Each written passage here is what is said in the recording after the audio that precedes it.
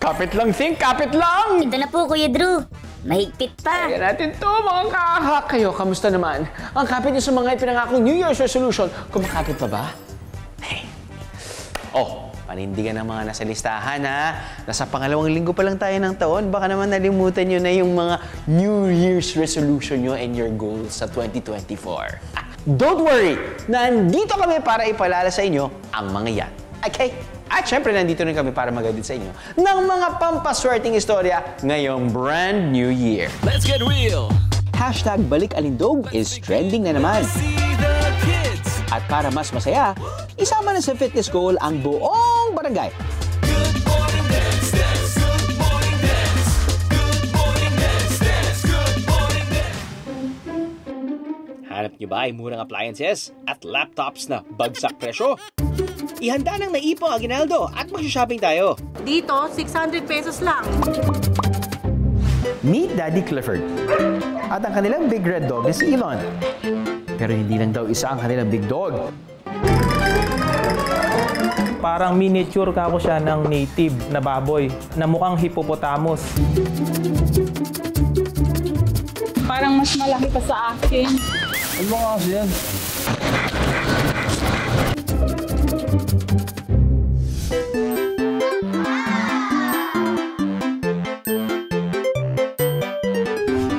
Meet Daddy Clifford. At ang kanilang big red dog na si Elon. Pero hindi lang daw isa ang kanilang big dog. And it looks like they've just arrived. Hi mga kaaha, ako si Daddy Clifford, fur daddy ng 12 giant poodles. Wow! Ang dami naman! Isang asosasyon. Yung anak ko kasi si Tyler, gusto ng dog. Aspen daw ang una nilang kinupkop at home. Yes, hashtag Pinoy Pride. Pero later on, ginusto na rin nilang mag-explore ng ibang breeds. Apat lang kasi kami. Kaming dalawa lang asawa ko at dalawang anak. So, parang kaysa mag-anak pa kami, naisip namin na mag-alaga na lang ng mga aso para masaya yung bahay.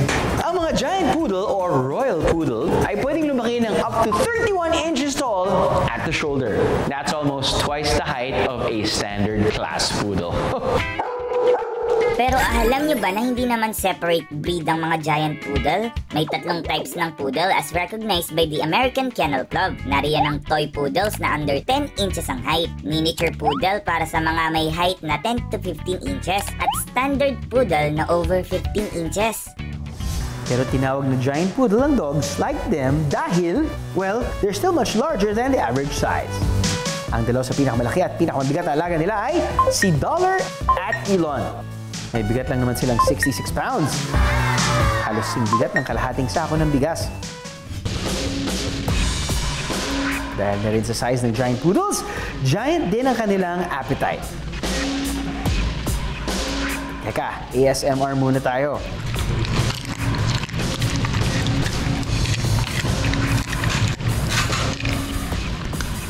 Aminado si Daddy Clifford na magastos silang alagaan.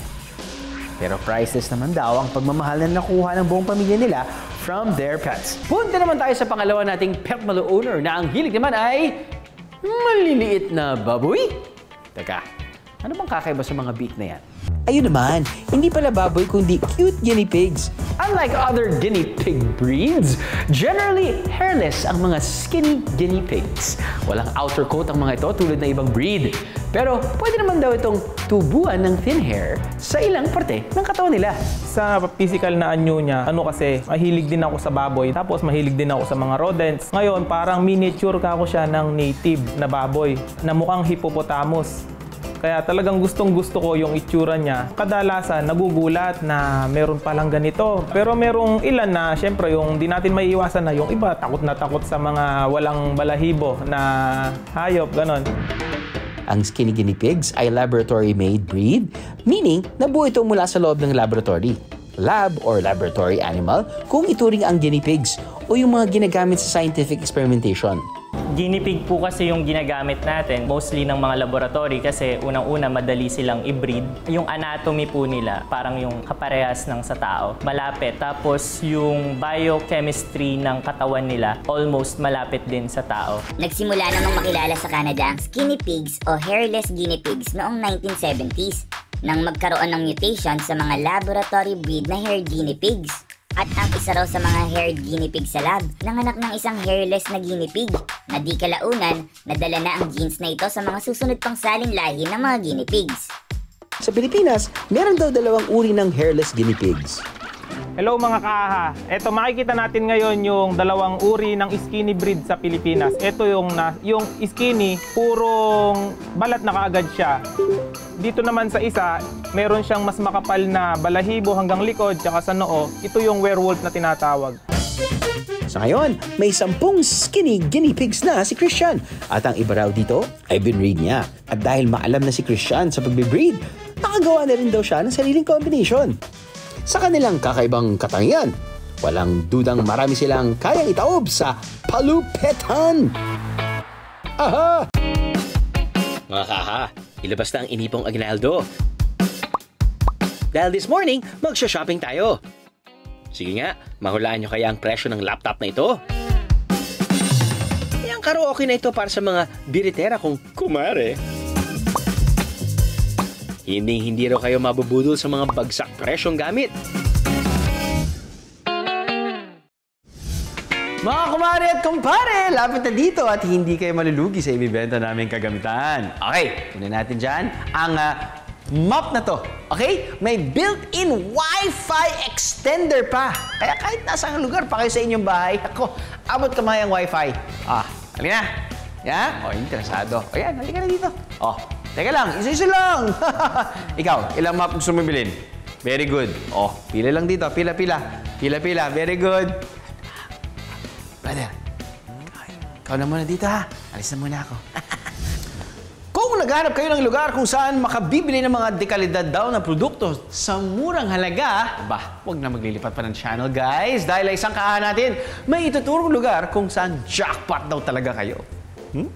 O diba, ang laki talaga ng matitipid nyo dito. Negosyo na zero puhunan ba ang hanap mo? Ituturo ko sa inyo kung saan yung mga bagsakan ng mga murang damit. Meet Kayselyn, also known as Mommy O. Welcome back sa aming YouTube channel. I'm Mommy O. So for today's vlog, alam ko excited na kayo sa ating Taytay Tiangge shopping. Viral ang kanyang content kasama ang asawa niyang si Mar, alias Daddy O. Start po kami 2019, pero nag-focus po kami sa mga murang bilihan, mga sulit finds 2020. Bilang isang young parents po, mahilig din talaga akong maghanap ng mga murang bilihan pero quality. Kami nakakapag-shopping. Kumbaga, naisasama namin yung mga viewers sa pag-shopping. Malaki rin yung natitipid nila.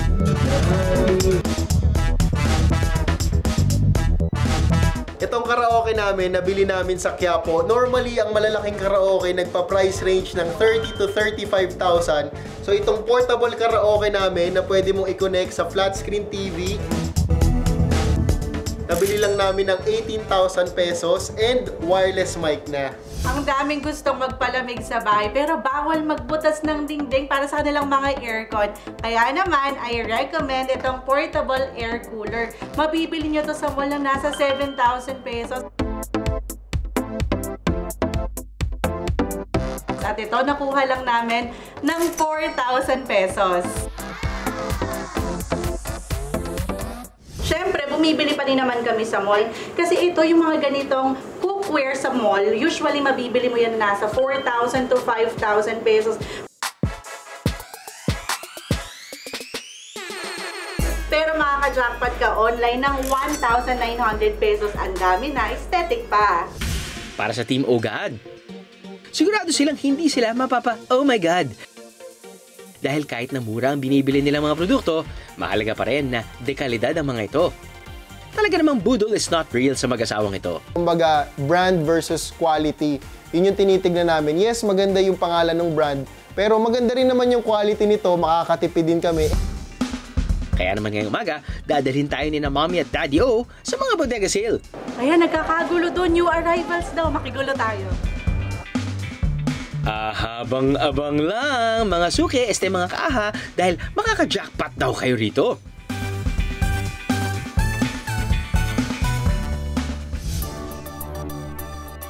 Kung sa mga mall naman, nagkakahalaga ng 20,000 pesos pataas ang presyo ng mga laptop. Dito sa isang tindahan sa New Manila, Quezon City, ang presyo ng brand new laptop pumapatak lang na... Mahulaan nyo kaya?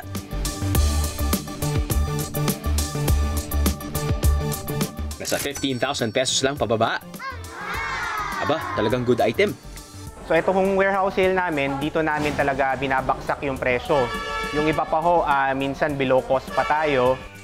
At sa mga napapataas ang kilay sa di makabutas bulsang presyo ng kanilang laptops, abay, ang mga buyer pwedeng i-check at kalikutin ang mga ito para makasiguro. Doon po kami naniniwala na kapag yung customer pumunta dito, gusto namin ma-experience muna nila yung kanilang binibili. Alam niyo bang maraming paandar sa atin pagdating sa pagbebenta ng mga murang produkto? Nandyan ang factory outlet sale kung saan direktang ibinibenta ang mga produkto mula sa manufacturer hanggang sa buyers. Mayroon ding garage sale o yung pagbebenta ng mga lumang gamit pero maayos pa rin ang quality sa garahe ng inyong mga bahay. At para naman sa mga mamimili, wala pa rin tatalo sa paborito nilang teknik, ang tawaran. Na-institutionalize noong merong mga konsepto ng bagsak presyo sale, lalo pang nakukuha ang interes ng mga Pilipino. Pero para sa ordinaryong Pilipino, para sa mga masang Pilipino, mas praktikal yung mas mura. Balikan natin ng Team Ogad. Hello mga kaaha! Nandito na tayo sa Upgrade, ang paborito kong puntahan kapag naghahanap ako ng mga murang bilihan. Kasama ko ngayon si Daddy O! Hello mga kaaha! So tara, mag-ikot na tayo sa loob. Ang daming mga nakasale. Tulad na lang nito, tingnan nyo itong drawer na. May brand na yan ha. Maganda na yung quality. From 1,649, 1,155 na lang. Meron pang mga luggage. Tignan nyo naman yung presyo. Talagang bagsak presyo. 840 pesos na lang at talagang magagamit yun ng pangmatagalan. Meron din dito mga apparels. Pipili na lang talaga kayo ng pasok sa budget nyo. Tignan nyo.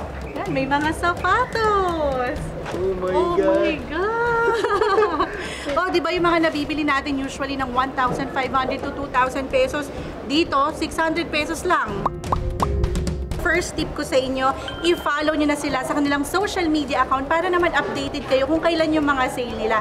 At puntahan nyo to ng maaga pa lang ha. Every weekdays mas maganda para konti lang din yung tao. Maganda rin kapag pupunta kayo dito, kilatisin nyo talaga yung mga bibilihin nyo ha. Ngayong 2024, kanya-kanya naman talagang tibid tips at ipon hacks ang sambayanan. Pero siguraduhin lang natin na ang mga ito ay ating mapaninindigan. Yan na ang payong hindi nakabubudol. Aha!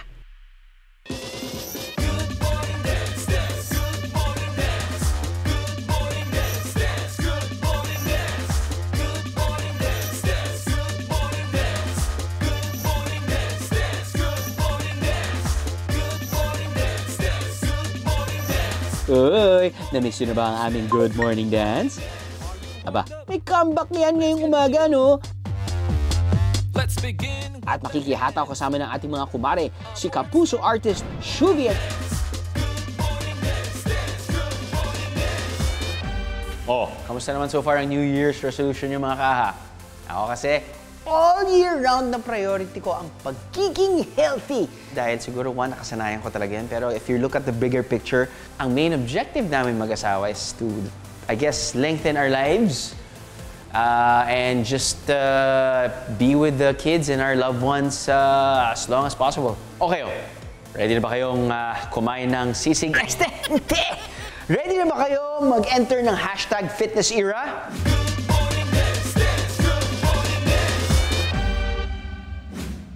Si Shuvi, nakahanap pa ng workout buddy. Sabay-sabay tayong magpapawis. Hirap akong mag-lose ng weight, even though gusto ko talaga. Nagjo-jogging ako every morning kasama yung brother ko. Nagjo-jumping jacks, push-ups, kahit mahirap. Tapos kung ano-ano sa bahay, tapos stretch kami ng kuya ko. Sa sobrang hirap na magpapayat para sa akin, parang sabi ko, wag na nga lang. Sabi ko parang wala naman nangyayari. #relate ba kayo mga kumare? Pero ngayong bagong taon, bagong mindset din si Maring Ying. Pagdating ng January, doon na talaga ako magseseryoso talaga. Like kahit nahihirapan ako mag-lose, I will push even harder para makapagpapayat. O ano pang hinihintay nyo dyan, Team Bahay? Tumayo na kayo riyan, mga mare at pare. Dahil it's time for our Good Morning Dance. Let me see the kids. Let me see the teens. Adults are welcome to. Lola, Lola, where are you? Good morning dance, dance. Good morning dance. Good morning dance, dance. Good morning dance. Good morning dance, dance. Good morning dance. Good morning dance, dance. Good morning dance. Good morning dance, dance. Good morning dance. Mukhang Gina itong si Shubi, ha? Abay, naging Zumba instructor pa nga. Single, single, double, double, single, single, double. Na-realize ko na, may talent pala ako eh. Kasi responsive sila sa akin. Napaka nila, alam mo yun, welcoming. Although bago kami dito, sobra silang masayahin. So, habang tinuturuan ko sila, kahit anong pinapagawa ko sila, ginagawa naman nila, pinatiktok ko pa sila. Pero ginawa naman nila, so it was so fun. Alam nyo bang bawat isa sa atin, iba-iba ang naburn na calories about activity na ginagawa natin? Nakadepende kasi ito sa maraming factors tulad ng timbang, edad, kasarian, kung gaano kayo ka-active in life. Balikan natin si Maring Hing. Dahil pag amin niya sa amin, meron pala siyang kondisyong iniinda. Pang 2 years ko na sa call center noon, napansin ko sa sarili ko, hindi na ako dinadat na. Hanggang sa umabot na ng 11 months. So sabi ko, hindi na siya normal. Doon nakita na polycystic yung right ovary ko. So sabi ng doktor ko, ng OB ko, na meron daw po akong PCOS. Ang polycystic ovary syndrome o PCOS ay isang kalagayan ng mga kababaihan na nakakaapekto sa timbang. Kaya naman, minabuti naming samahan si Ying sa isang espesyalista. May pag-asa pa naman.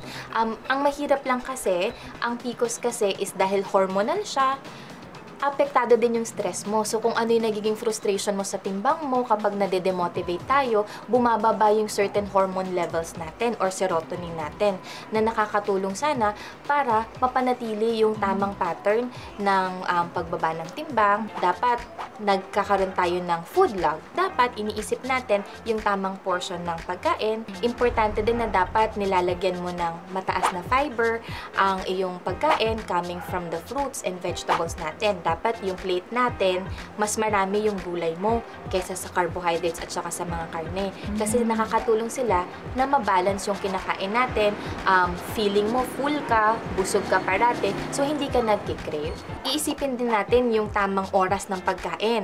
Kasi katulad ng mga hormones natin, tumataas, bumababa yung mga hormones natin all throughout the day. So dapat mapapattern natin yun ng food meals natin or food timings.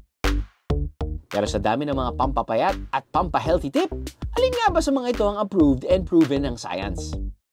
Ang pag-alis ng rice sa ating diet? Totoo bang nakaka-lose ng weight? Sa totoo lang, hindi kailangan na bawasan or tanggalan ng rice or kanin ang ating pagkain or ang ating daily meal kasi yan ang source natin ng energy. Importante pa rin na meron tayong carbohydrates. Bukod sa kanin, pwedeng mapagkunan ng carbohydrates ang iba't ibang starches tulad ng patatas, kamote o tinapay. Hindi nga ba dapat humiga kaagad pagkatapos kumain? Kapag busog tayo, nagpahinga, nahiga kagad, yung movement ng panunaw natin nalilesen. Hindi masyadong makagalaw yung ating bituka para ma-digest yung pagkain. So mainam talaga na wag munang kaagarang humiga. Tayo ng eksperto, maghintay muna ng 30 to 40 minutes bago humiga matapos kumain. Dapat ang iniisip natin long term. So hindi lang yan dahil sa gusto nating magpapayat based dun sa occasion, pero dapat meron tayong focus and discipline na gawin yung pagpapapayat natin through proper diet and exercise ng pangmatagalan para makita natin yung permanent result ng ating goal. Pansarili o pambarangay man ang fitness goals nyo this 2024? Bago humataw, alamin muna kung ito'y totoo at approved ng mga eksperto. Aha! Okay pa ba ang lahat? Happy Year of the Dragon, guys! Ready na bang mag-unleash the dragon ng lahat? But wait, balita ko, may isang dragon daw na hindi ito magawa. Ito ang Dragon Kingdom, kung saan naninirahan ng mga makapangyarihan at naglalakasang mga dragon. Ang bawat dragon dito may natatanging kakayahan na magbuga ng apoy. At ang mga ibinubuga nilang apoy, may iba't iba pang mga kulay, depende sa kanilang emosyon. Kulay orange kapag masaya sila. Bilisan mong lumipad at narito na ako. Kung, mahabol mo ako. Nagiging pula naman ito kapag sila ay nagagalit. Sinabing huwag kang pumunta riyan. Roar! Violet naman tuwing sila ay natatakot o nabibigla. Sorry na, inay! At dilaw kapag sila ay nalulungkot. Namimiss ko na ang darling dragon ko. Pero sa mga dragon na nakatira sa Dragon Kingdom, may isa raw na hindi bumubuga ng apoy. What? Meet Gona, ang dragon na hindi bumubuga ng apoy. Gona, baka naman kulang ka lang sa practice. Ha? Pinapractice ba yun? Aba, mabuti pa, sundan natin si Gona, baka malaman natin ang tunay na dahilan. Uy, galing nito! Umbenta, ano guys? Sorry. Pasensya na. Nakakatawa kasi yung palabas sa TV ni Gona. Ay, pero teka. Paano naman hindi siya natutuwa? Wow! Sarap naman ng pagkain ni Gona. Makakatakam naman yan. Ay, dead man pa rin si Gona? Dahil ulila na pala si Gona, hindi rin siya natutong makaramdam ng anumang misyon. Dahilan para hindi rin siya makabuga ng apoy. Para matulungan si Gona, isa lang ang kailangan niya. Ano po yun? Genuine love and care. Talaga po? Effective ba yun? Para makagbuga siya ng apoy? Oh, testing nyo na para malaman nyo. Kakasakali sa asahan mo, Kuya Drew. Mula noon, araw-araw nang dinarayo ng ibang mga dragon si Gona. Cold man sa umpisa, unti-unti ring nabuksan ang kanyang puso sa mga bagong emosyon. Nagkaroon na rin siya ng mga kalaro, kausap, at pangalawang pamilya na kailanman ay hindi niya naramdaman. Di ba nga? Sabi sa inyo eh. Tiana. Hanggang sa ang mga bunting halakhak ni Gona naglabas ng mga maliliit na ningas ng apoy. Oops! Hala, bumubuga ka na ng apoy, Gona. Ang galing! Ang galing! Hindi ako makapaniwala. Ang saya! Salamat sa inyo. Nagkamali ako nung una. Masaya palang lumipad, mamuhay, at magmahal. Sarap talagang bumuga ng apoy. Mamuhay sa isang mundong punong-puno ng kulay. Kulay na nagmumula sa ating pamilya, kaduguman o hindi. This 2024, let's keep the fire burning. Oh, tapos na naman ang isang episode ng AHA. Nakakawit ba sa mga pangako din ng ating mga ka-AHA? Siyempre po. Oh. Well, good job! At kapit lang guys ha, sang linggo nyo na naman kaming mamimisi. Oh, I have an idea. What if magkita-kita na naman tayo sa aming official Facebook page, AHA! At TikTok sa @TikTok_AHA_GMA. Sa susunod na linggo, sama-sama ulit tayo mamangha at matuto. Dahil sa ating fun kalaman, kayo ang panalo. AHA!